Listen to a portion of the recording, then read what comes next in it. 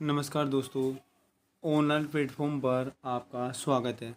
दोस्तों, इससे पिछली क्लास में हमने ऋतु से संबंधित महत्वपूर्ण फैक्ट के बारे में पढ़ा था, जिसमें ग्रीष्म ऋतु के बारे में हमने चर्चा की थी। अब ये सेकंड पार्ट है, जिसमें हम शीत ऋतु के बारे में बात करेंगे। ये क्लास भी बहुत ही इम्पोर्टेंट होने वाली है दोस्तों, इसलिए कृपया स्किप करना करें, पूरा देखें। चलो दोस्तों, शुरुआत करते हैं।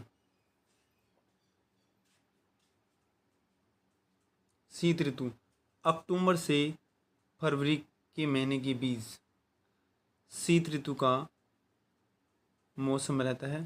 राजस्थान में शीत ऋतु में तापमान धीरे धीरे कम होता जाता है दोस्तों। पश्चिमी राज्य में रेत की अत्यधिक ठंडी हो जाने से तापमान 0 डिग्री सेंटीग्रेड या कुछ स्थानों पर इससे भी कम हो जाता है दोस्तों।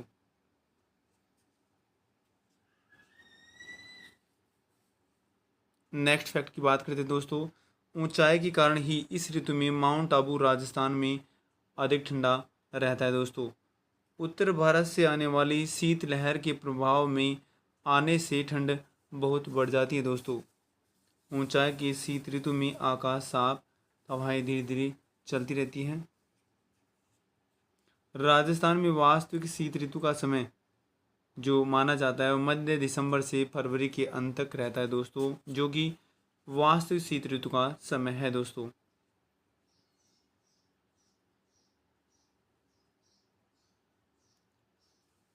रात्रि के समय चलने वाली ठंडी हवाओं के कारण रात्रि में तापमान बहुत गिर जाता है, जिसे पाला पड़ना कहते हैं दोस्तों। अगर आपसे पूछा जाए कि राज्य में सबसे ठंडा महीना वो कौन से महीने को माना जाता है, जनवरी के महीने को सबसे ठंडा महीना माना जाता है। और सर्वाधिक ठंडे ज़िले की बात करें तो चूरू जिला, और सर्वाधिक ठंडे स्थान की बात आपसे पूछे तो सिरोही का माउंट आबू जो स्थान है वो सर्वाधिक ठंडा स्थान माना जाता है दोस्तों। वैसे ही यदि राज्य में सबसे गर्म महीने की बात करें तो जून महीना। अगर सबसे ज़्यादा गर्मी किस डेट को पड़ती है तो 21 जून को पड़ती है दोस्तों। सर्वाधिक गर्म जिले की बात करें दोस्तों, चूरू जिला, और सर्वाधिक गर्म स्थान की बात करें तब भी चूरू जिला ही आएगा दोस्तों। शीत ऋतु में पश्चिमी राजस्थान में अधिक ठंड पड़ने का प्रमुख कारण रेतीला धरातल होना है दोस्तों। रेतीला धरातल, इसीलिए यहाँ पर अधिक ठंड और अधिक गर्मी पड़ती है दोस्तों। नेक्स्ट फैक्ट की बात करते हैं दोस्तों। गर्मियों में माउंट आबू का तापमान राजस्थान के अन्य स्थानों की तुलना में कम रहता है, क्योंकि माउंट आबू बहुत ऊंचाई पर अवस्थित है दोस्तों। शीत ऋतु में पश्चिमी राजस्थान में प्रमुख फसलें गेहूं, सरसों और चना उगाई जाती है दोस्तों। अब नेक्स्ट फैक्ट की बात करें दोस्तों, मावट। आमतौर पर हम मावट का यूज करते हैं दोस्तों। तो मावट की उत्पत्ति के बारे में जान लेते हैं कि जो मावट है उसकी उत्पत्ति कहाँ से होती है। मावट की उत्पत्ति कैस्पियन सागर से होती है, जिसे भूमध्य सागर भी कहा जाता है। तो भूमध्य सागर से मावट की उत्पत्ति होती है दोस्तों। भूमध्य सागर से भूमध्य सागर चक्रवातों में जो पश्चिमी विक्षोभ है उसके माध्यम से पश्चिम दिशा से आने वाली जो पवनें हैं वो भारत के उत्तरी पश्चिम भाग में शीतकालीन वर्षा करती हैं, जिसे मावट के नाम से जाना जाता है दोस्तों। ये जो मावट की जो फसल है रबी की फसलों के लिए अनुकूल है, मीन्स बहुत ही फायदेमंद है, इसीलिए इसे गोल्डन ड्रॉप के नाम से भी जाना जाता है दोस्तों। मावट है इसे गोल्डन ड्रॉप के नाम से भी जाना जाता है। नेक्स्ट फैक्ट की बात कर लेते दोस्तों। इस मावट का संबंध मानसून से नहीं, ये ध्यान देने योग्य बातें हैं दोस्तों। मावट से गेहूं की फसल को अत्यधिक लाभ मिलता जरूर है, लेकिन मानसून से इसका संबंध नहीं होता दोस्तों। अब बात करते दोस्तों पश्चिमी विक्षोभ। शीत ऋतु में पश्चिमी विक्षोभ जो भारतीय उपमहाद्वीप में प्रवेश करता है, जो भूमध्य सागर से उत्पन्न होता है दोस्तों। भारतीय उपमहाद्वीप में जो प्रवेश करता है वो भूमध्य सागर से उत्पन्न होता है। शीतकाल में रात्रि के तापमान में वृद्धि इन विक्षोभों के आने का पूर्व संकेत माना जाता है। तो शीतकाल में रात्रि का तापमान में जो वृद्धि होती है वो इन्हीं विक्षोभों के आने का पूर्व संकेत माना जाता है दोस्तों। नेक्स्ट फैक्ट की बात कर लेते दोस्तों, वायुदाब। वायुदाब किसे कहते हैं? प्रति वर्ग सेंटीमीटर पर पड़ने वाले वायुभार को वायुदाब कहा जाता है दोस्तों।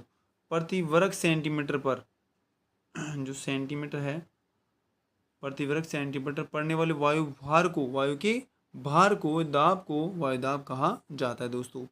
अगर फ्रेंड्स पूछे कि वायुदाब को मापने वाला यंत्र कौन सा है, तो बैरोमीटर है दोस्तों। यदि वायुदाब को मापने की इकाई, तो वो मिलीबार है दोस्तों। कौन सी है? मिलीबार।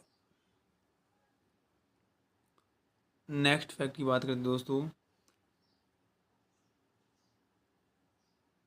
राजस्थान में जुलाई से सितंबर माह तक सबसे अधिक आपेक्षिक आर्द्रता होती है दोस्तों।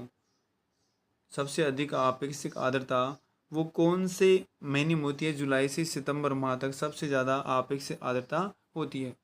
राजस्थान के जुलाई माह के वायुदाब मानचित्र में 999 मिलीबार रेखा जालोर, पाली, अजमेर एवं टोंक आदि जिलों से होकर गुजरती है दोस्तों। जबकि 1000 मिलीबार की समदाब रेखा जुलाई माह में सिरोही, चित्तौड़गढ़, कोटा 12 जिलों से होकर गुजरती है दोस्तों।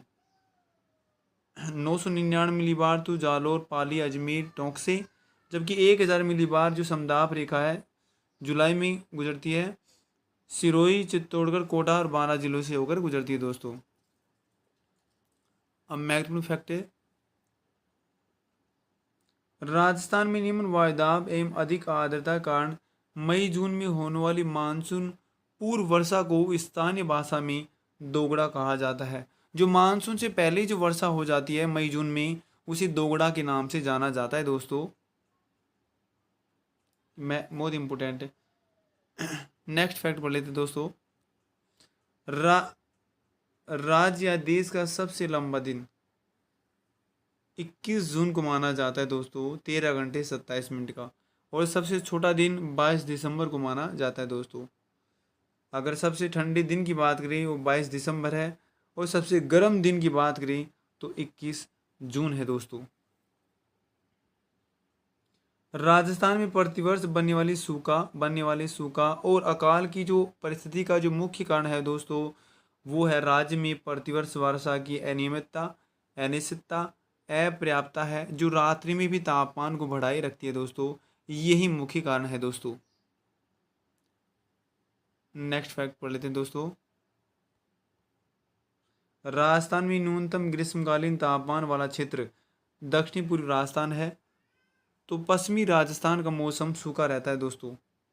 राजस्थान में प्रतिवर्ष कम एवं असमान वर्षा के कारण सूखी की स्थिति बनी रहती है, जिससे असिंचित फसलों का उत्पादन प्रत्यक्ष रूप से प्रभावित होता है दोस्तों। असमान वर्षा और प्रतिवर्ष कम जो वर्षा होती है उसके कारण उत्पादन प्रभावित रहता है दोस्तों। नेक्स्ट फैक्ट पढ़ लेते हैं दोस्तों, राजस्थान में होने वाली जो वर्षा है उसके लिए उत्तरदायी ग्रीष्मकालीन मानसून पवनी हिंद महासागर से आती है दोस्तों।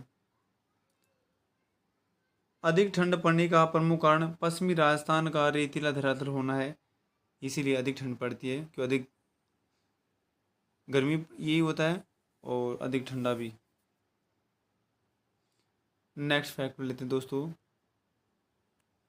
राजस्थान में बहुधा सूखा एवं अकाल पड़ने का आधारभूत कारण अरावली का दक्षिण पश्चिम से उत्तर पूर्व की ओर स्थित होना, इसलिए अकाल की स्थिति बनी रहती है दोस्तों। ये थे शीत ऋतु से संबंधित महत्वपूर्ण फैक्ट। तो ऋतु संबंधित जो क्लास है दोस्तों फिनिश होती है। अब पढ़ेंगे नेक्स्ट टॉपिक के बारे में दोस्तों। यदि आप इस चैनल पर नए हैं तो प्लीज़ सब्सक्राइब करें, बेल आइकन प्रेस करें ताकि वीडियो संबंधित नोटिफिकेशन आपको तुरंत मिल जाएं।